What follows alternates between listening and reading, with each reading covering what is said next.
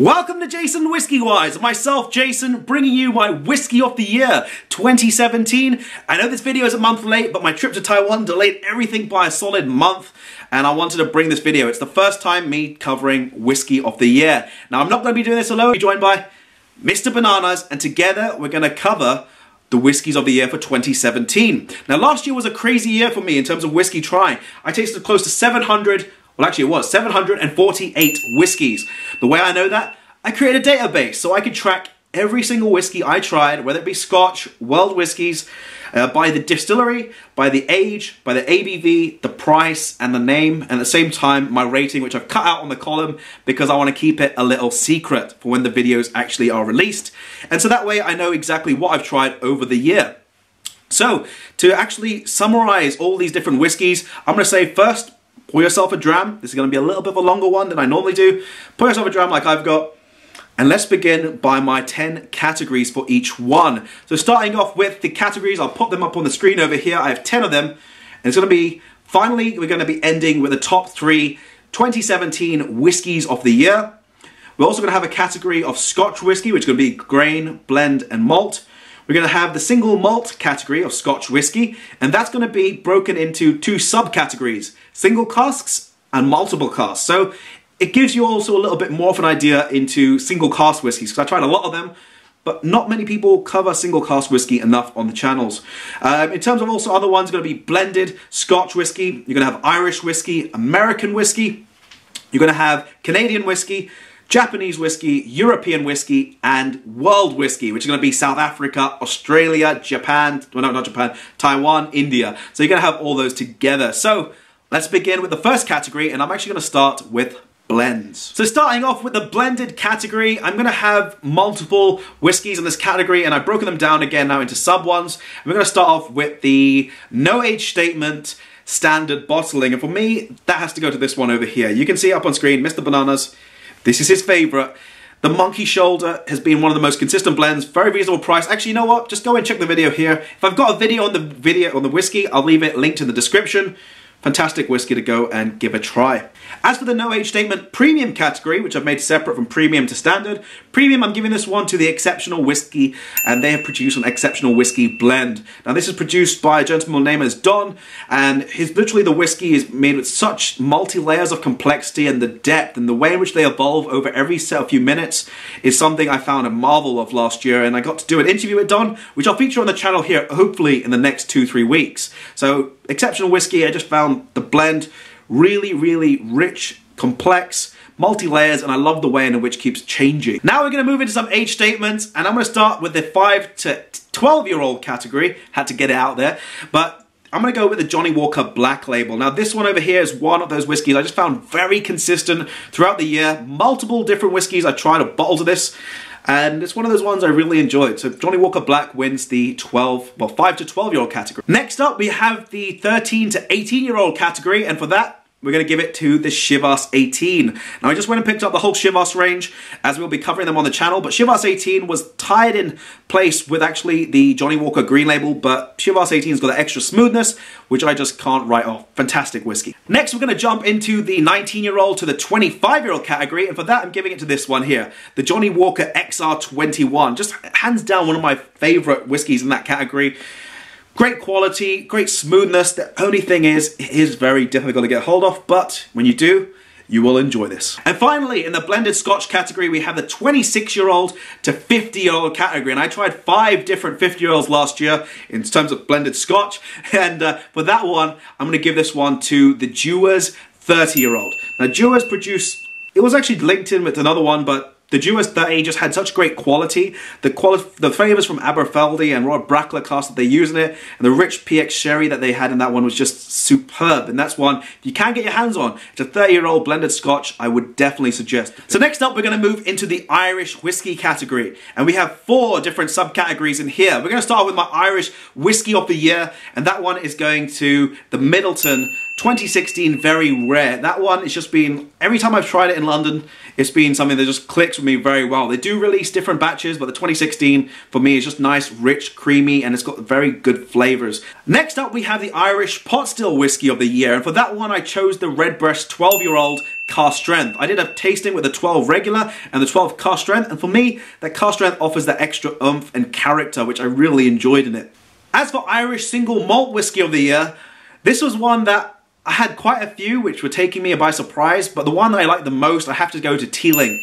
Teeling have been doing some absolutely incredible expressions, and the Teeling Single Malt, which is one over here, just really gave that great quality, at the same time affordability in terms of price and availability. It just hit all, it sort of ticked all the boxes for me, was great. And finally, we have the Irish Blend of the Year. Now, this is one I tasted towards the end of the year, and I'm glad I did, and it is from JJ Corrie. It's known as the Gale. It's a bottle and bond, and it is a blend of Irish different whiskies. Now, it doesn't even contain 20-year-old plus Irish whiskey in this blend, but the way in which the flavors of the really old Irish whiskey combined with the youthful Irish whiskey really work in harmony with one another, and it just makes that one such a great whiskey. If you can get your hands on a bottle of this, give it a try. Next up, we have the Japanese whiskey category. Now, this is one that's quite fun, and for me, my Japanese whiskey of the year is going to be this one over here. From Nikka, the Miyagikyo.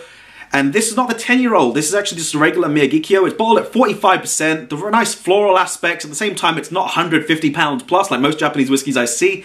It's got a nice floral, nice little bit of spice, and nice fruity aspect. Now, as for a Japanese whiskey runner-up, or I'd say Japanese whiskey single malt, even though they both are, I'm going to go to Aqvavitae 12. Now, the Aqvavitae 12 was just one that I like, that sort of combination of a little bit of that smoky aspect, but combined with that grassy influence, really just worked very well with this one. So, Aqvavitae 12, if you get your hands on one of these and you like that little bit of smokiness, it'll do the job. Next up, we have the World Whiskey of the Year. Now, this was broken down into, again, a winner and a runner-up. However, the two that came out were both from the Asia continent. And the first one is going to be my Asia Whiskey of the Year, or World Whiskey Asia, is going to be from Kavalan. It's the Kavalan Manzanilla Solus cask. So, Kavalan Solus Manzanilla. That one has got a really nice, rich, powerful sherry influence, but combined with that nice salty, briny aspect, the way the two marry together, give it a really nice, almost salted caramel feel on the palate. And the nice viscosity adds to that, making it just so delicious. It's just like such a great solace. In the runner-up spot for Asian Whiskey of the Year, we have Paul John. Now, Paul John is one, I've tasted a lot of their whiskies, and I think we've got a few new ones from them coming out soon, which I'm going to be looking forward to tasting. But this one over here is the P1164. If you don't like a peated style, this is just phenomenal. Nice floral on the nose, and as it develops, those rich, mouth-watering, fruity aspects really take place with a nice viscosity. Paul John P1164. So next up, we have the European Whiskey category, and for the European Whiskey category, my European Whiskey of the Year is going to the Cotswold Distillery. Now, the Cotswold produce a Cotswold single malt whiskey, and that one just really took me by surprise. Something from here in the UK, and out of the European whiskies, I tried Swedish, but that one just stood out with a much more interesting style of whiskey. As for the runner-up for the European Whiskey of the Year, the runner-up is going to this one over here from Santis Malts. And Santis Malts, this one, I can't pronounce the name, but it's Edition, and I'm actually going to try it. Aqvavitae. I think that's the name, but I'm going to leave that on screen so you guys can try your best and give it a go. Also, guys, let me know your thoughts below on your favourite whiskey of 2017, because I want to see what you guys have said down below in store. But now we're going to get into American whiskey, and we're also going to cover Canadians. We'll do it Canadian first. Canadian whiskey and American whiskey is something I'm trying to work on for 2018, as last year I didn't try many, but that's something I'm developing my palate towards this year. So for Canadian Whiskey of the Year, I'm giving this one, out of the two I only tried last year, was the Lot 40 Rye. Now for me, that one just sort of ticked the boxes in what I was looking for in a rye whiskey from Canada. I also tried Crown Royal, but it just didn't really move me. So Lot 40, you're taking it for my Canadian Whiskey of the Year. Next up, we have the American Whiskey category. Now this is going to start off with my Bourbon of the Year, and I get asked this one a lot. My Bourbon of last year was the Yellowstone. Yellowstone Select. Yellowstone Select is a whiskey I got to try at a tasting event, and when I tried it compared to other ones, and I tried Pappy's, which I felt very expensive, but this year when I got to try that Yellowstone Select, I really enjoyed it. They do have a 7-year-old, but I've lost my tasting notes, so I can't really give it a complete comparison just yet. But I'll be doing that soon on the YouTube channel. As for my Bourbon of the Year runner-up, I'm giving that one to the Four Roses Small Batch. So the Four Roses small batch, looking at a roundish sort of bottle, and that one just had really great flavors. Now that one I was actually gonna put with alongside Blanton single barrel, so I might do that in a video. But Blanton single barrel again, those two are up there in my runners-up positions. As for my American sort of rye of the year, now American rye of the year was one that I was jumping between, but for me, it's going to go to High West, and High West has produced the Rendezvous. I only just got to try the Midwinter's Night Dram, but Rendezvous had those layers and a nice little bit of spicy aspect, which I really enjoyed. For my rye runner-up of the year, that's quite an easy one. I'm giving that one to Bullet Rye. Now, Bullet Rye is something which I tried initially. It was £18 in Tesco's in our local supermarket. When I tried it, I said you can't go wrong for £18. So a really interesting style of rye. It's got those aspects that you're looking for. At the same time, it's very affordable. Now, I also do have some honourable mentions for my ryes, and that is 3 categories. Non-age statement, which you'll see up on screen, which I'm going to give it to the Michter's Toasted Barrel Rye, because I really enjoyed that one when I was at the Whiskey Show here in London. The next one is going to be up to 10 years and up to 10 years old, and that one's going to go to the Whistlepig 10-year-old Rye. That one was another one I found very interesting. When I tried it, I was just like, whoa. And if it gives me that wow factor, it's probably going to be up there in my ratings. And the final one is going to be the up to 25 years old, and for me that one has to be the Michter's 25-year-old. And I tried that one when I was in London. It was £80 for a dram, but it was well worth the money. So we're finally coming down now to our last 2 categories, and that is going to be the Scotch Whisky. And in terms of that, we're going to start with my single cask of the year, which is going to be Scotch single cask of the year. And that one is going to this one over here, the Arran 20-year-old from Highland Laird Bartels Whisky. That one I found absolutely stunning on the actual palate of that one, and the actual depth, and showing how well the flavours of Arran can be if they're a single cask bottling, were really very well embodied. Next up for single grain of the year, it was kind of an easy one. I've just done the review on it, which is going to be here, the Boutique Whiskey Company Invergordon 43-year-old. Now that one I believe is batch 11, which I haven't mentioned I don't think in the video, but really great single grain whiskey. And I tried even a 52-year-old Port Dundas. That be it. So as for Scotch Blend of the Year, no, it's not going to be yours. Scotch Blend of the Year, I'm giving that one to the Exceptional Whiskey Blend. It's just the depth and the sort of complexity I found on that one, the layers, and the way it evolves over time. It was just something I really enjoyed. So Scotch Whiskey Blend of the Year is going to go to the Exceptional Blend from the Exceptional Whiskey. And finally, for my Scotch Single Malt Whiskey of the Year, that one's quite easy. I'm giving that one to the Convermore 1975. Now, if you guys watch a lot of my YouTube videos, and you see me talking about this on social medias, the Convermore has been, it's a closed distillery, but the whiskey is just absolutely incredible. If you like Brora, or you like St. Magdalen, another closed distillery, that one is like actually no, a distillery that's currently active, a Klein Leash, it's like that. And it's just chewy with that waxy texture. It's just phenomenal. The 1975, it's a 40-year-old Convermore from Gordon and MacPhail's. So now we have the Scotch Single Malt Whiskies, and this is now going to be broken down into so many categories. You can actually see them over here, just to see how many categories I do have. So we're going to start off with the No Age Statement. And the Scotch whiskey that gives the award for No Age Statement for me is this one over here, Ailsa Bay. Now, if you haven't heard of Ailsa Bay, it's from the lowlands of Scotland. It's slightly peated, but the flavours in this whiskey are just really great. And I found this one something that I just enjoyed, and it helped me get an introductory into peat when I was struggling of drinking peated whiskey. So Ailsa Bay, fantastic whiskey. Next up, we have the distillery exclusive of the year, and for me, this one is going to none other than this one over here, the Glengoyne Teapot Dram. I bought almost 8 of these over the year of 2017. If you go to the Glengoyne Distillery, it's a distillery exclusive, and the story behind it is something very unique. I'm actually going to leave the video linked in the top corner. Go and check it out. Teapot Dram, my favourite distillery exclusive of 2017. So next up we have the 10-year-old and under category, and this one was, now this is where we start breaking down things into multiple cask and single cask. So to start things off on the multiple cask range, which we're going to leave over there, we're going to do the multiple cask being the 10 and under is going to Glenmurray and their 10-year-old Chardonnay cask. Now this one is very unique, that the fact the master distiller chose to use a Chardonnay cask involved, and just the sheer quality of the Chardonnay cask coming through with the whiskey, it's something you must try. It's only £25 as well. I saw in the whiskey shop, so it's a fantastic price on that. As for my 10-year-old single cask and under, that one's going over here to Milrose of Soho, to their Glentockers 8-year-old single cask 2008 vintage. This one, anything you try from Glentockers is very unique, as Pernod Ricard don't like to release a lot of their stuff, but the 8-year-old from them, really powerhouse in the sherry style and bottled at 65.1%. Very difficult to beat in that 10-year-old and under category. As for the 11 to 15-year-old category, I'm going to give this one to this whiskey over here, the Springbank 12-year-old cask strength. Now this is one that just hit the spot. It's got that complexity, the layers, the smoke, the sweetness from the sherry cask. It's everything you want in a Springbank whiskey, and it's just perfectly priced as well. Now as for the one that's a single cask bottling between 11 and 15 years old, I've given this one to here, to Douglas Lang, and the Glenrothes 12-year-old from Old Particular. Now this one over here, if you actually try this whiskey or get a dram from Master and Malt, that is like Mars bars in a glass. Any of you got that bottle? It's phenomenal. It's like Mars bars, literally you're biting or drinking Mars bars in a glass. It's great whiskey. Next up, we have one of my favorite categories in Scotch single malts, which is a 16 to 21-year-old. And in that range, for multiple cask, I'm giving that one here to Glendronach and the 18-year-old Allardyce. Now, Glendronach, a fantastic whiskey company, but the 18 is sadly going to be discontinued later this year, or early this, in a few months' time, I believe. I think it's in May. So it's going to be sad to see this one go, but nice sherry character, very well balanced. Highly suggest, if you haven't tried this one, give it a go. Now, as for the single cask for the 16 and 21, that I'm obviously going to give to the Arran 20 from Bartels, or known as Highland Laird, as their bottling name is. That one, again, really nice, rich powerhouse, around about, I believe, it's the £100 mark here in the UK.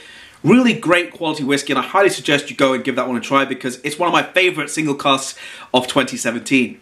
Next up, we have this multiple cask for the 22 to 27-year-old category.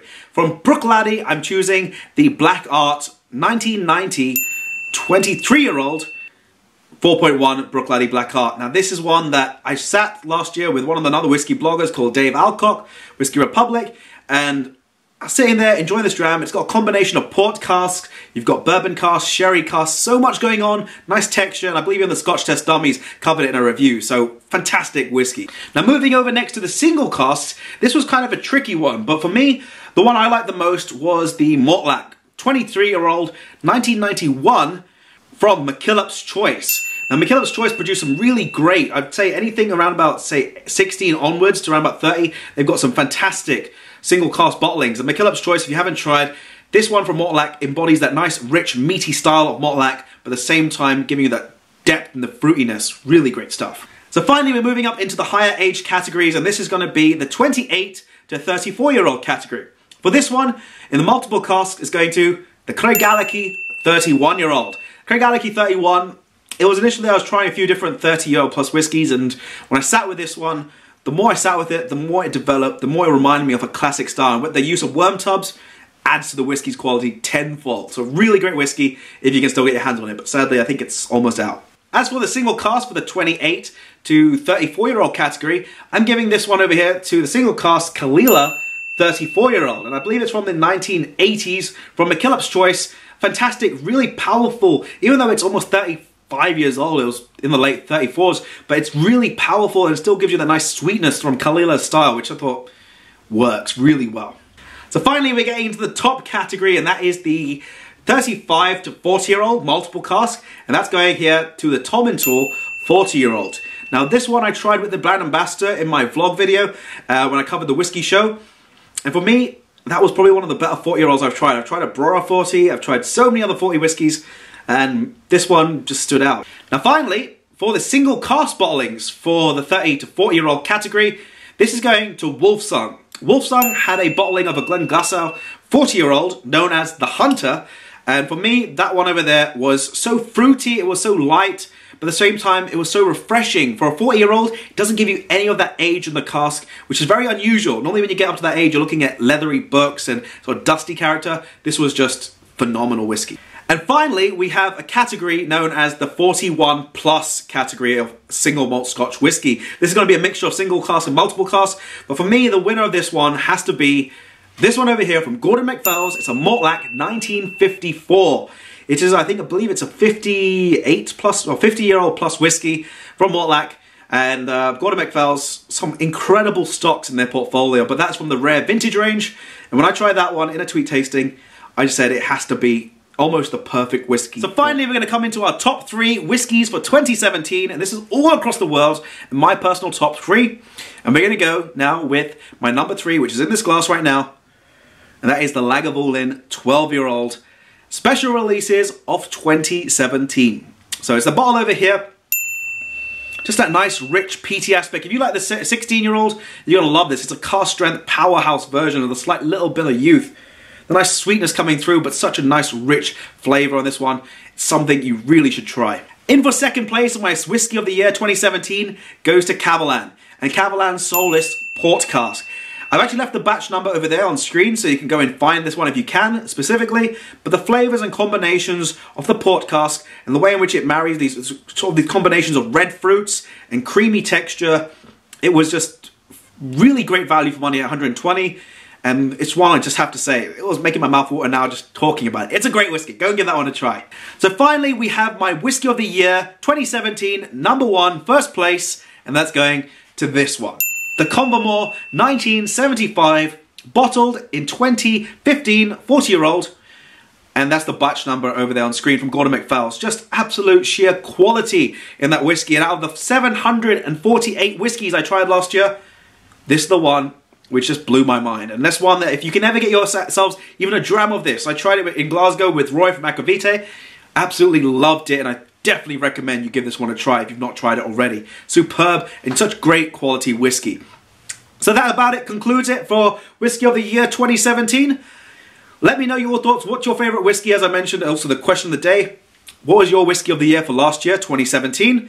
But on that note, I want to also end on saying a few thank yous to a few other people in our whiskey YouTube community. So these people are as follow. Now, if you haven't already subscribed to these, I'm going to leave them popped up on screen. So Mr. Bananas, you're going to stay here, and this is going to appear around me. So the YouTubers I'm going to give a shout out to, and I highly suggest if you haven't subscribed, go and subscribe to them, are going to be, we have Mark at the Whiskey Whistle, we have Scott and Bart from the Scotch Test Dummies, we have Roy from Aqvavitae, we have Rob from Whiskey in the Six, we have Nonesense Whisky, which Vin, we have Malted Man Cave, Keith, we have Foodquig, who is absolutely just fun if you guys haven't watched them already, we have Bill, the Whiskey Dic, we have Scotch for Dummies, and I've been learning a lot from these guys recently. Really great and informative. We have Phil at Whiskey Wednesday, bringing out a new whiskey every Wednesday on his channel. We've got Lloyd, we're getting weird with the beard as he's now renamed his channel.